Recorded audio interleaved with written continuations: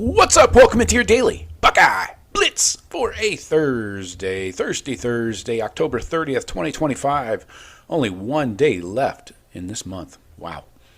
This fall goes by fast, man. Fall don't lie. Today, we're doing our best bets. Hope everybody's doing well. We got a little cold front. I'm back in St. Petersburg, Florida, right here on the Gulf. We are a little chilly and cloudy today. 64 this morning when I got up. Nice stiff breeze and clouds. Really odd. Anyway, I'm not used to this stuff. So, best bets for week 10. Week freaking 10. Can't believe it. Anyway, so after last week, I went 3-4 on the season. I'm 28, 27, and 4. I think we're about to go on a run here. I'm feeling good about my chances. I like my chances. But this week, we're talking rivalries, revenge, and some ranked road dogs. So let's get into it here. Starting off, first game, number 9, Vandy. How often have you ever said that? Number 9, Vanderbilt at number 20, Texas. I will listen to the argument of why Texas is ranked. I have no idea. And they're favored in this game, folks. Texas is favored by 2.5, over under 44.5. This is the ABC noon game going up against the Buckeye big noon game on Fox. So Arch Manning, it looks like he's in concussion protocol still. So the starter could be the backup Matthew Caldwell in for Texas. I think he looks pretty good when he's come in for Arch. Anyway, Vandy's 7-1, best start since 1941. They're led by Diego Pavia, 15 TDs. He's got all the Heisman buzz, but this guy doesn't put up monster stats, so I don't know what the attraction is just because he can run around a little bit. Anyway, we've seen it before with Johnny Manziel. But Texas survived, but did not dominate. They needed OT to beat Mississippi State. Yes, Mississippi State, not Ole Miss. So, but still ranked. Hey, SEC team, of course. Vandy's defense ranks top 25 nationally in yards per play allowed. They're physical in the trenches. And Sark says Texas isn't in unison. That's code for we're not clicking. People are not on the same page. Another good word or phrase. So I'm taking Vandy. This is an easy one. Plus 2.5 if you want. Sprinkle the money line. But this is a road dog that is barking. Vandy is barking, and I got him at 2.5. So that's my bet. I'm not touching the over-under. Next up, number 10, Miami. Favored at SMU. So another big ranked dog here, or road ranked team at SMU going to Dallas. Over under 50.5. Miami favored by 12.5. This is ESPN at noon. SMU's kind of fallen apart since last year's playoff run. They're averaging 31 points per game this season after averaging over 36 in 2024. Miami, they rebounded from their first loss. They crushed Stanford last week 42-7. Carson Beck, the quarterback, threw 4 picks versus Louisville, then bounced back with a clean game against Stanford, but it's Stanford. Yeah, do I need to point that out again? Then running back Mark Fletcher, he's got 9 TDs on the season. He's the workhorse. SMU quarterback Kevin Jennings, he was all the rave last year. He has 17 TDs on the season. He's going to test that Miami secondary. But the Hurricanes defense, they rank top 10 nationally in scoring defense, rush defense, and total defense. So good luck, Jennings. I'm taking Miami minus 12.5, even though they're on the road. I think having a good defense, that will travel, and especially their front four, they're going to get after the quarterback, and these guys are just going to smother a mediocre offense. So I'm taking Miami minus 12.5. Next up, number 5, Georgia. Favored by 7.5 versus Florida. This is the world's largest outdoor cocktail party. That's what we call it. Over under a 50.5. This is on ABC at 3:30. Napier, he's gone. Florida's new interim head coach is Billy Gonzalez. He steps in this midseason chaos. Then quarterback for Georgia, Gunnar Stockton, 17 TDs on the year, 1 pick only. He's not flashy, doesn't make huge plays, but hey, he's got good numbers there. I'd say he's efficient. Then Florida quarterback DJ Lagway, we know his story. 9 TDs, 9 picks. Yikes. Oh, man. It's not supposed to look like that on the stat sheet, man. Georgia's offense, they're finally clicking after the Ole Miss win. Florida's defense ranks 85th nationally against the run. That's bad news. I know Georgia's not killing it in the running game, but they could get healthy here against a bad Florida run defense. So I'm taking Georgia with the hook, -7.5. Yeah, I know it's a neutral site, but they're just going to push around the Gators up front. So I think it's an easy win for Georgia, especially I think they win going away. Next up, South Carolina at number 7, Ole Miss. Ole Miss favored by 12.5, over under 54.5. This is a 7 o'clock game on ESPN.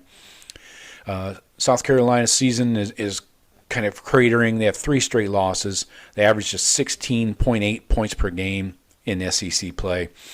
Ole Miss quarterback Trinidad and Tobago Chambliss, he's been lethal. 315 yards, 0 picks last week against Oklahoma. A very good defense. That's impressive. Lane Kiffin, his squad, is still chasing a playoff berth. And style points, say what you want. I think, you still have some cushion to lose another game if that happens, But a big win over South Carolina, even though they're not ranked, would go a long way to helping Ole Miss in the playoffs. So South Carolina quarterback Lenore Sellers had 6 TDs all season. He has no help. Nick Harbor, the sprinter, he's good for a big play here and there, but you can't do that all day long. The Ole Miss defense is just going to sit back and keep everything in front of them. So I'm taking Ole Miss -12.5, and I don't think the Gamecocks can score at them. And it's no longer going to be Cocktober on Saturday. Next up, number 8, Georgia Tech. Again, SEC teams, or ACC, but Southern teams ranked in the top 10 makes me want to throw up. Tech -5.5 at NC State. Over under 57.5. That's a big number there. ESPN 2 at 7:30. Georgia Tech 8-0, best start since 1996. The quarterback Haynes King, almost 1,500 yards passing, 12 rushing TDs. Hello, show me your TDs. He's a Heisman dark horse, kind of, just because he runs a lot. Again, same deal. NC State's lost 4 of 5. They gave up 529 yards to Pitt last week. Yeah, Pitt's not good. The Wolfpack defense has collapsed. There's rumors swirling around another head coach. Dave Doran's job is up for grabs now. He's on the hot seat. So I'm taking Georgia Tech, 5.5. I don't think this is close either. I think these spreads are all kind of small, really. Maybe it's the time of year and teams, really show what they're made of. But yeah, I'm taking Tech -5.5. Next up, number 23, USC -6.5 at Nebraska. This is an interesting one for Big Ten fans. Over under 58.5. So expect some points to be scored here. This is your NBC night game at 7:30. USC quarterback Jaden Mayava leads the nation in total offense, 530 yards per game. Wow. Nebraska's defense is tough. They're allowing almost 20 points per game, but they lack the offense to score with a USC offense. Dylan Ravioli, our favorite, has 6 INTs in 5 games. USC kind of lost its balance last week, only 68 rushing yards versus Notre Dame. So expect a little correction back to the mean. I'm taking USC -6.5. I know they're traveling east, but it is only 2 time zones, not 3. And it's a night game, so it's going to feel like 4:30 to them. I guess SC just has too much firepower, whether it's in the pass game or the run game. So take your Trojans and go to town on some cornholes. That's disgusting. Clean it up. All right. One more, then the Buckeye game. Number 18, Oklahoma at number 14, Tennessee. Minus 3.5 here. Tennessee's favored. Over under 56.5. This is ABC 7:30 p.m. night game. Brent Venables visiting his old QB Josh Heupel in Knoxville. Tennessee's averaging 45.6 points per game, 510 yards per game. So they're putting up points, or moving the ball offensively, putting up points and yards. But the Oklahoma defense, they rank number 6 in the country in scoring, 12.5 points per game they're allowing. They haven't faced an offense this fast since Texas torched them. So Tennessee QB Joey Aguilar putting up major numbers, 2,344 yards, 18 touchdowns. This guy's red freaking hot. And you should see him in the showers. Hey-o. Anyway, OU quarterback John Mateer, I think he's still injured with that hand injury. He's not back. Probably came back too soon, but this offense has no rhythm right now. This is an easy one for me. I'm taking the Vols, minus 3.5 at home under the lights. It's going to be rocking there in Knocktown. So, yeah, Tennessee over Oklahoma. Oklahoma's kind of in a spiral here. All right, your game, my game, the Buckeye game. Penn State not ranked at number 1 in the country. Ohio State, Buckeyes favored by 20.5, over under 43.5. This is your Fox Big Nooner. Herb and the boys will be in Columbus. Herb's going to be shaking the victory bell before the game and after, hopefully. Buckeyes are coming off a 34-0 shutout before the bye week against Wisconsin there. Julian Sayin, 1,872 yards, 19 touchdowns, 80% completion, the nation's most efficient quarterback on the nation's best team. Then pair him with Matt Patricia's defense, allowing under 6 yards per game. Number 1 in the country as well. This Penn State team is spiraling. They're circling the drain. They're like that little turd that won't go down. 4 straight losses. Interim head coach Terry Smith. Backup quarterback Ethan Grunkmeyer. Grunkmeyer's making his second start. He had to take on Iowa last week. Or they were on a bye, right? Iowa the week before. Anyway, Penn State averaging just 14.5 points per game in Big Ten play. They haven't topped 70 first-half passing yards since September. 70 yards passing in the first half. They haven't done it.